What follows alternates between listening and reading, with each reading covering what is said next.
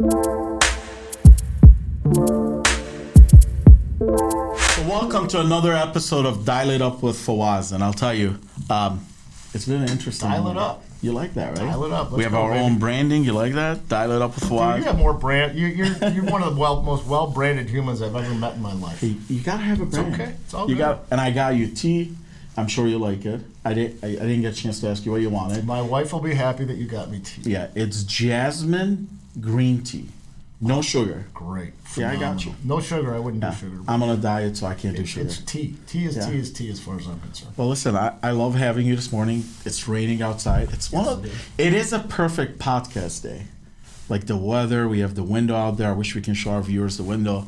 And we have you, Mr. Bill Emerson. I think the window's a little better than that, but you know.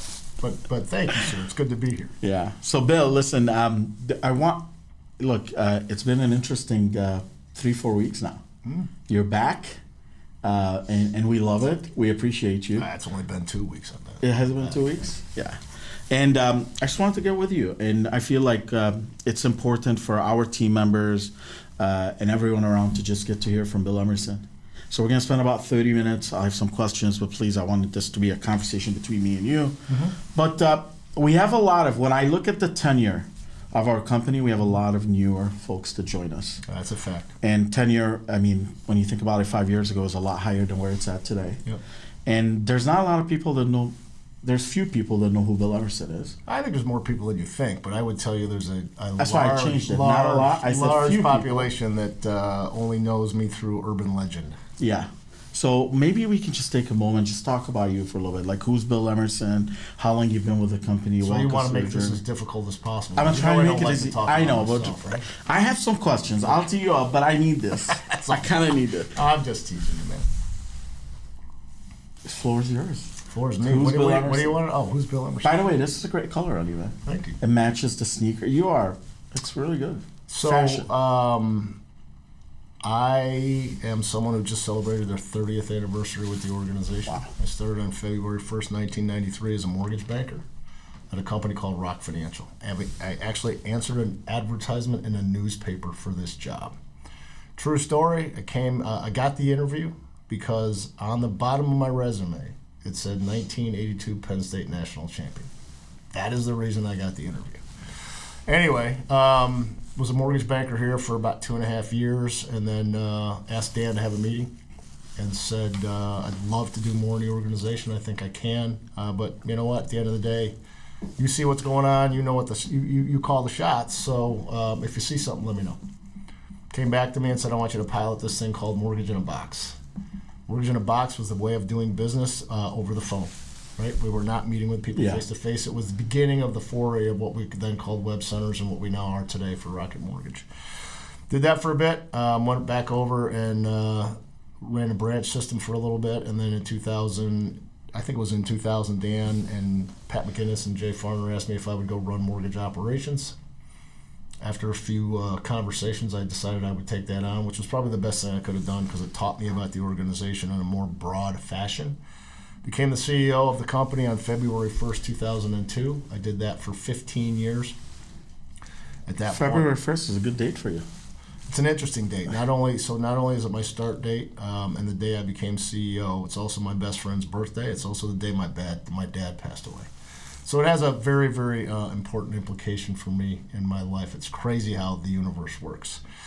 Anyway, decided it was time to step back. There was another guy by the name of Jay Farner who was ready to take the reins, and it had been a long run. And I said to Dan at the time, I said, "Who runs a company of this size for 15 years anymore? Nobody does." So it worked out. I said I could stay, I could go. He wanted me to stay, so I became the vice chairman of the company and spent a lot of time on government affairs, industry relations stuff, senior leadership stuff. Spent a couple years at Bedrock helping out over there. So, been all over the place. But married, have 2 kids. Daughter is a junior in college. I have a son that's a junior in high school, will be a senior in the fall. He and I have spent a lot of time together having fun with high school football, which is I was going to ask you very into important. football. Very important. But, I'm a family guy. People ask me about hobbies. I swing the golf club, but I don't play golf much anymore. I don't have time. So it really is my family and spending time with them, and it's the most important thing. Second is the business, but so that's. I mean, I could tell you all kinds of stories, but that's a little bit about me. Well, I want to go back to two things. You answered the newspaper ad. Mm-hmm. What were you doing before? So I graduated from Penn State in 1985. I moved to Chicago in 1986. Had a sales job, then got into the bar restaurant business. Left there and came to Ann Arbor, Michigan, and I was working at Domino's Pizza's world headquarters on a tax credit program that the federal government had in place that gave tax credits to organizations who hired people between the ages of 18 and 22. Domino's hired a lot of people between the ages of 18 and 22. So I was doing that when I answered the ad, and I was looking for something different. I was looking for a sales job, and it just so happened that mortgages would combine sales, and I had a finance degree from Penn State. So I was able to combine those two things, and it seemed like a decent thing for me to do.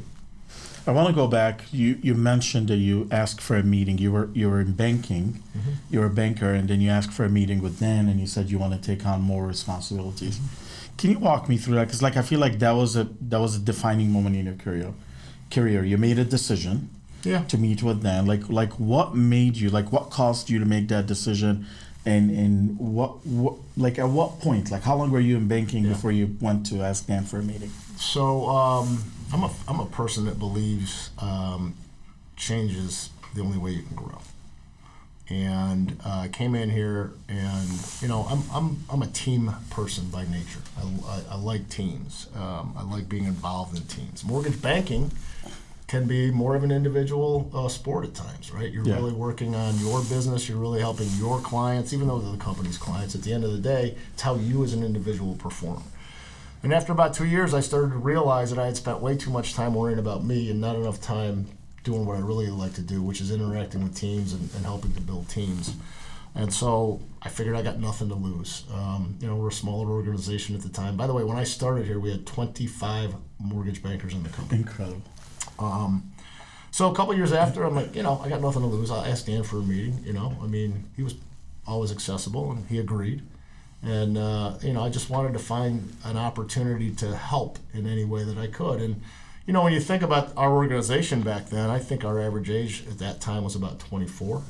And I joined the organization when I was 30. So I had some more seasoning, and I thought I could lend a hand and help build teams. And that's ultimately what happened. 9 years to the day, became the CEO of the company. So that's awesome. It's incredible. Well, listen, 30 years. That's a journey. It's an incredible journey. I'm sure you've seen some highs. I'm sure you've dealt with some lows. Let's start with highs, like some high, moments in your career, some moments in your career where okay, these were moments where we were winning. They were the highest moments, highest points in your career, things you've accomplished and achieved. Yeah, I don't really think about it that way. I really haven't accomplished anything because a human being can't accomplish anything by themselves, right? So it's all about the team. It's all about the group of individuals that are rowing in the same direction. When I think about, this will sound crazy, but when I think about 2007 and 2008, when the Great Recession and the market absolutely just imploded. We were on a fiscal year at that time from August through July, and 2007 and August was July and August is when all hell broke loose. Yeah, that 12-month period, even as crazy as things were, we figured out a way to break even that year, and I thought that was a phenomenal accomplishment for the organization. We've had tremendous highs. The rolling out of Rocket Mortgage, really getting to a place where we were the number one lender in the country. And then I think about, J.D. Power and winning that 11 years in a row, right? And then we lost it for a year, and then we got it back because that's who we are. We're resilient, and we're trying to always find better ways to do things. But more importantly, the relationships and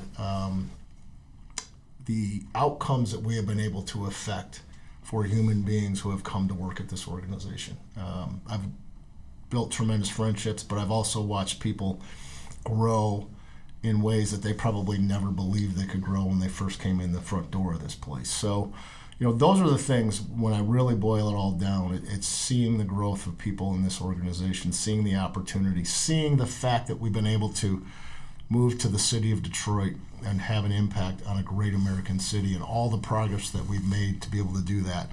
And then getting hit with a pandemic and watching that pandemic affect some of the work that we have been doing in Detroit, and yet fighting through that and continuing to affect the outcome for Detroiters. That may be the proudest thing. And I know it, when I talk to Dan, I mean, that's the thing that he thinks about as much as anything these days, is how do we continue to affect that outcome for the cities that we live, work, and play in. So, so many things that we could talk about, but when you really boil it all down to it, to me, it's all about how human individuals in an organization can achieve, succeed, and then carry that forward to their communities, to their families, and make a difference. Yeah, it's awesome. When I think about us, like 30,000 strong, but we're more than that. We're people that, we're not just the folks that work with us and we get to work with. It's their families, it's the community, it's the people that we get to impact every single day. And it's partners too, right? I mean, we've got all kinds of partners out there. We've got all kinds of broker partners out there. Absolutely. Right? I mean, so it's really an extended family. For sure.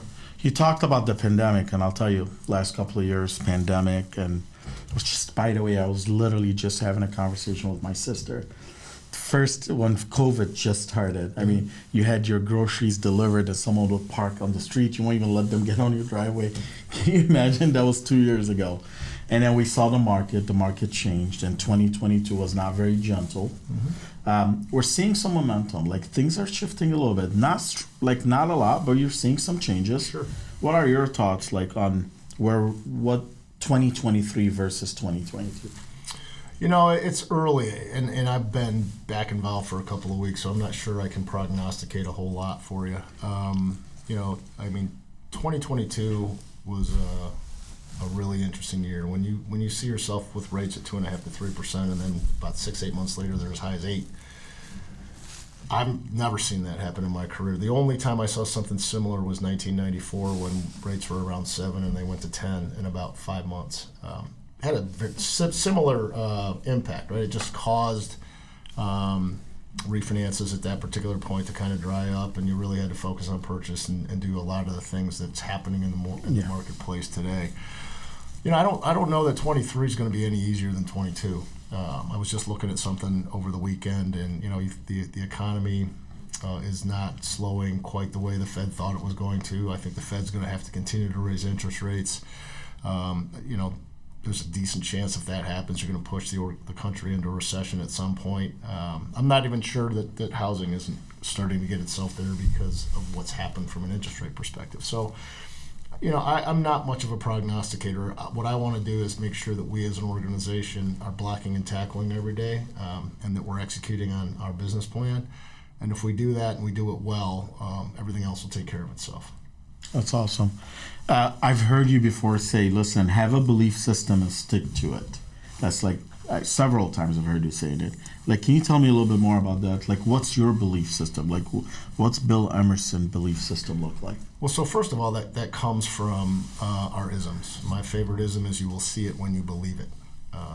And I just don't believe that you can do anything without having a belief system, that you believe in yourself, first of all. Believing in yourself doesn't mean you're arrogant or cocky. It just means that you have an inner compass that you realize if you put the effort forth, that you will be able to succeed. And I've always believed that if you do the right things, sooner or later things will work out. I also believe that what goes around comes around, right? And so how do you treat people, and making sure that you're thinking about the human beings that you interact with every single day. I mean, to me, it's all about servant leadership. I don't care what happens to me. What I care about is how we perform as an organization and how the people inside of the organization are able to thrive.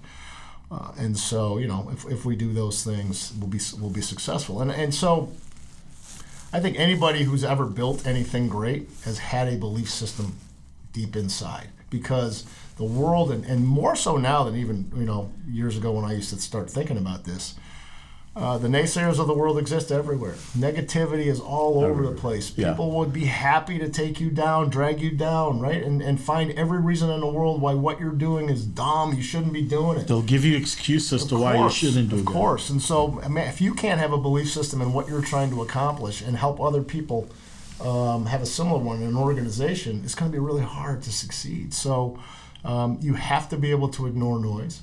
It's another one of our isms. You have to know the difference between things that are real and things that to be focused on, and those that are just noise, those that are just trying to drag you down.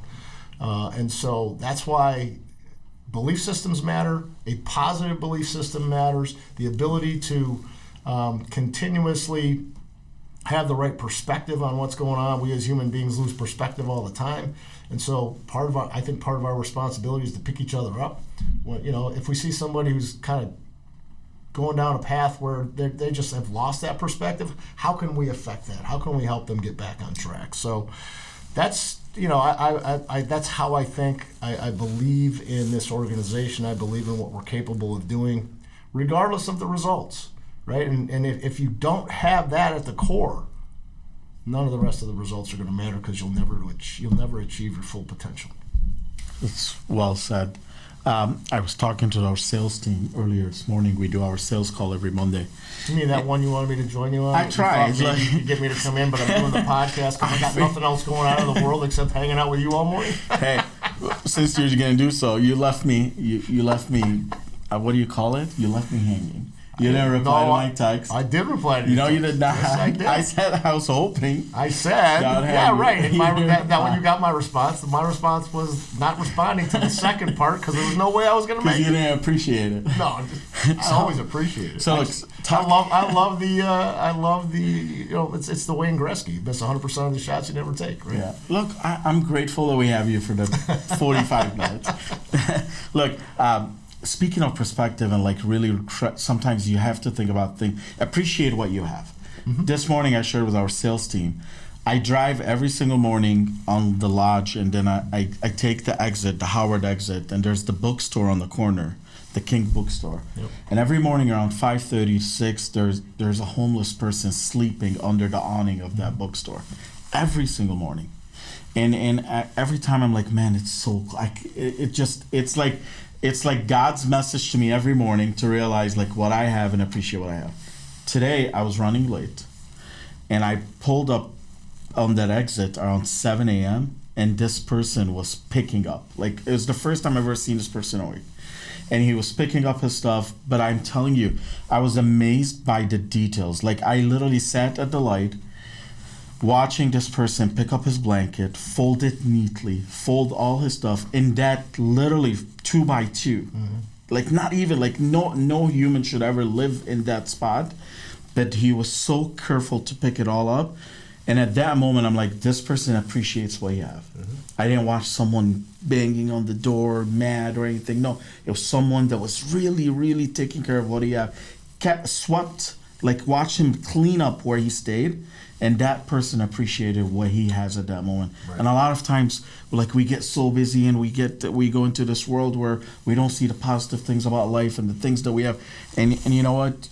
Sometimes it's good to take time to just reflect on how blessed we are in life. Yeah, listen, I mean, you've got a good life story yourself. And so it's interesting if you take that story and just realize how many other humans in the world wouldn't have that perspective. They wouldn't think about it that way.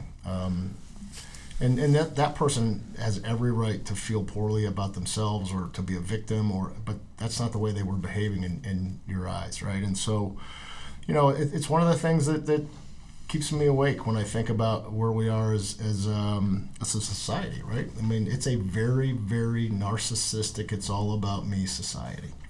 And, we lose when that happens because we keep others out of our purview and we have the wrong perspective. And so one of the things I've always said and always believed, back to belief systems, be grateful but unsatisfied. Yeah. Every day. There is something to be thankful for. Every single day. Absolutely. Even when you're having the worst day of your life. If you pause at the end of the day and go, do I have anything to be thankful for? The answer is yes. Find it. Because if you find that, it will help bring back that perspective, right? And then the unsatisfied part is realize every single day that as a human being, you can always improve. You can always get better. Sometimes that means looking in the mirror and taking stock of yourself and how you're operating and how you're behaving, and asking yourself if that's serving you best and serving the people that you interact with every single day the best. Because whether we like it or not, how we show up, how we carry ourselves, our attitudes affect all of the people around us.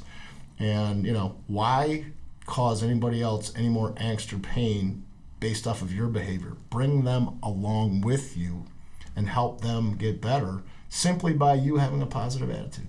And some people will say, it's a bunch of crap. You believe what you believe, I'll believe what I believe, and I know what's worked for me. Yeah, yep, so true.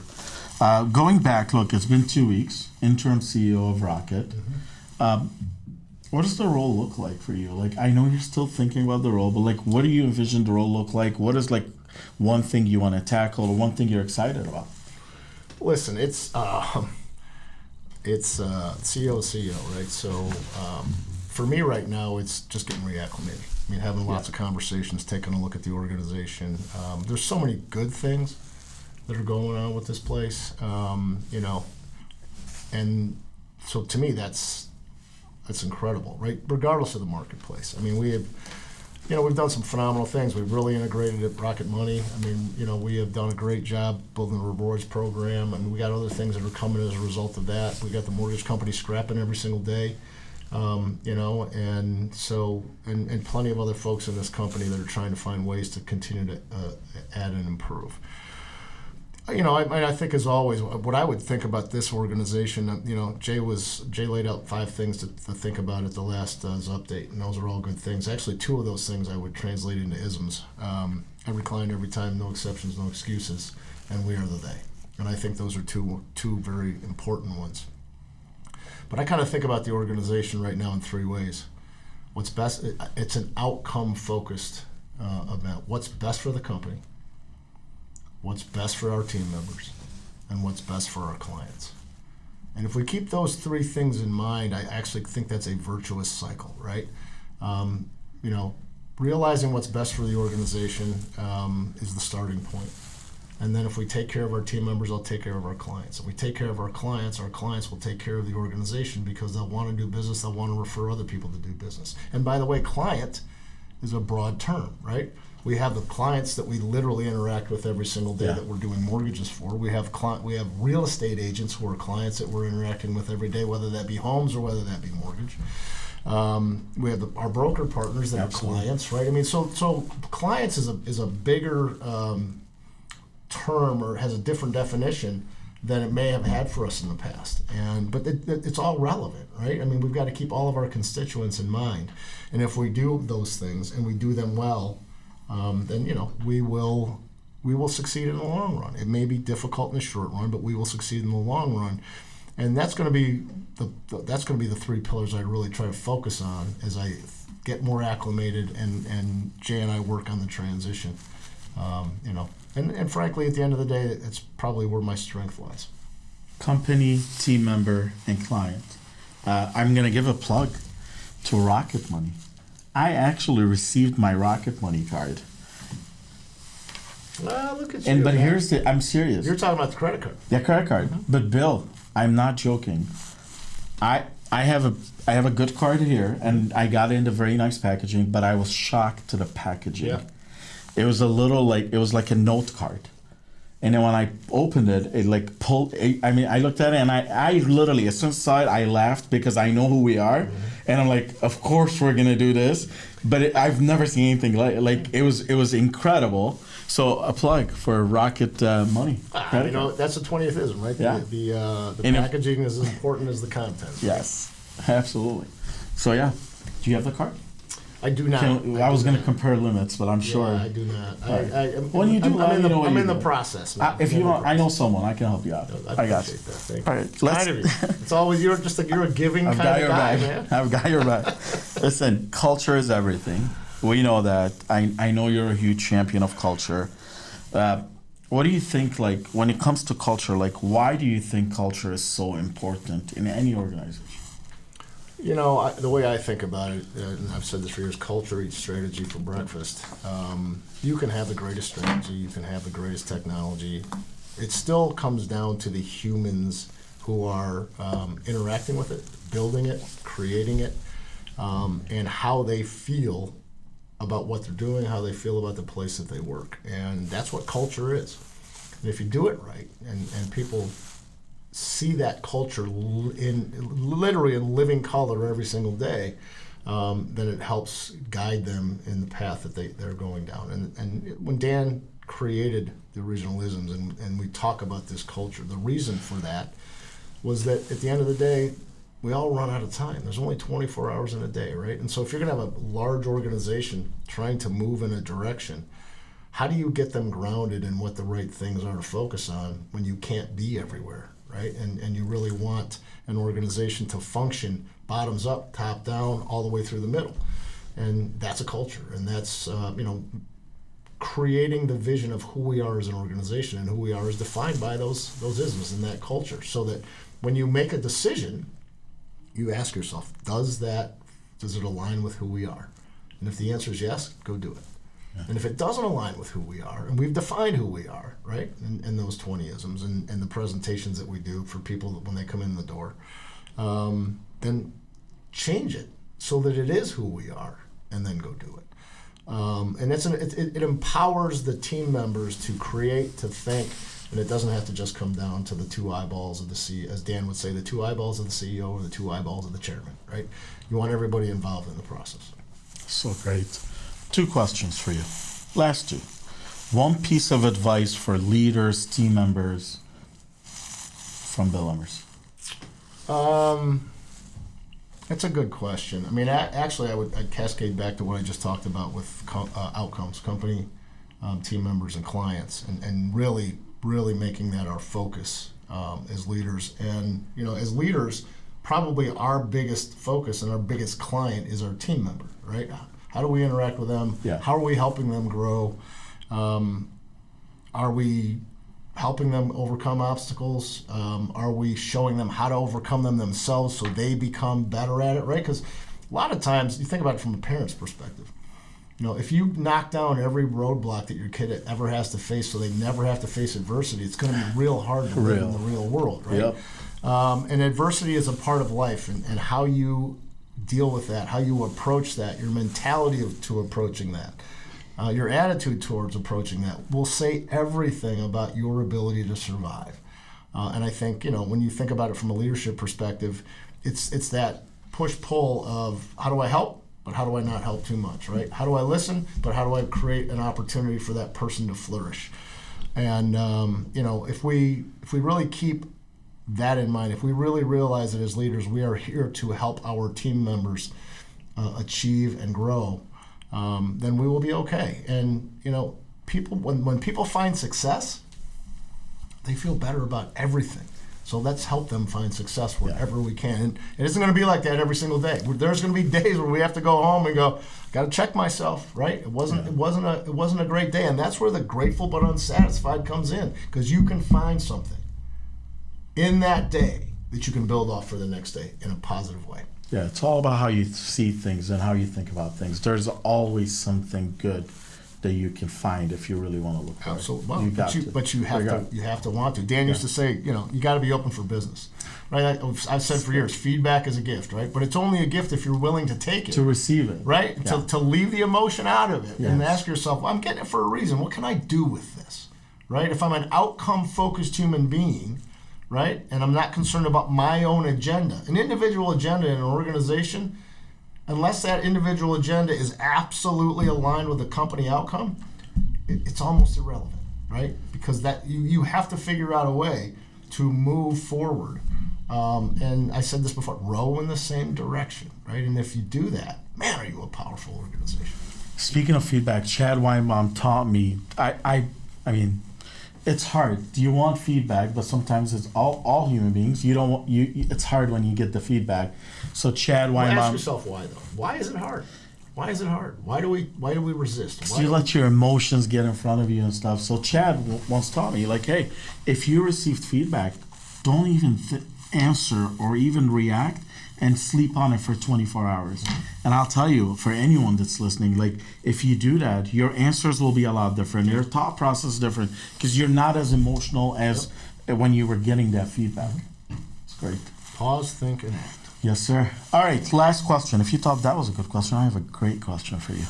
One piece of advice for Mike Fawaz. One piece of for Mike Fawaz. You need more branding. No one knows who you are, man. You have got to work on your brand. You got to come up with some more tchotchkes and stuff to show people who you are. But listen, I all seriousness, you know, you're one of those people who truly does get humans. You do get the fact that whether it be your team members, whether it be the broker partners, how important those relationships really are. And frankly, that's probably one thing that, you know, I missed in this conversation, especially as it relates to leaders. Relationships are critically important, right? Developing relationships with the people that you interact with, developing relationships with your partners and clients, understanding them, you know, it's everything. And again, in society today, we don't necessarily spend as much time on that, right? Everybody wants to spend their time on their phone or their social media app or get themselves in their own little cocoon.